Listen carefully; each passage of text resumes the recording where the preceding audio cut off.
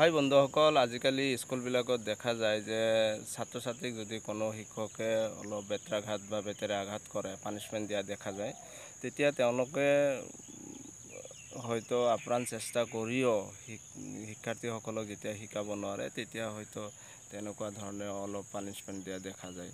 এই ক্ষেত্ৰত কিছুমান অভিভাৱকে আহি হয়তো বিচাৰ লৈ আহে।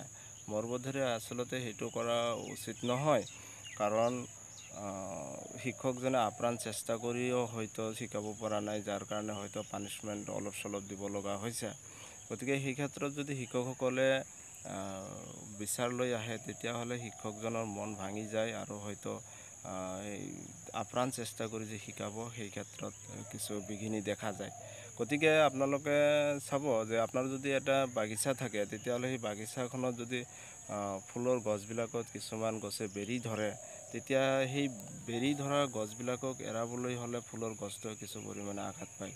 গতিকে স্কুলৰ ছাত্ৰ ছাত্ৰীসকল হৈছে এজোপা এজোপা ফুলৰ গছ। গতিকে সিহঁতক যদি ভালকৈ লালন পালন তথা শিক্ষা দিব লগা হয়, তেতিয়াহ'লে শিক্ষকসকলে কিছু না কিছু পৰিমাণে হয়তো পানিছমেণ্ট দিব লগা হয়, হয়তো কেতিয়াবা আহে। গতিকে সেই ক্ষেত্ৰত গাৰ্জেনসকলে কি কৰাটো উচিত নহয়। চ' বন্ধুসকল, আপোনালোকৰ যদি ভিডিঅ'টো ভাল লাগে, লাইক কমেণ্ট শ্বেয়াৰ কৰিবলৈ নাপাহৰিব। Thank you so' much.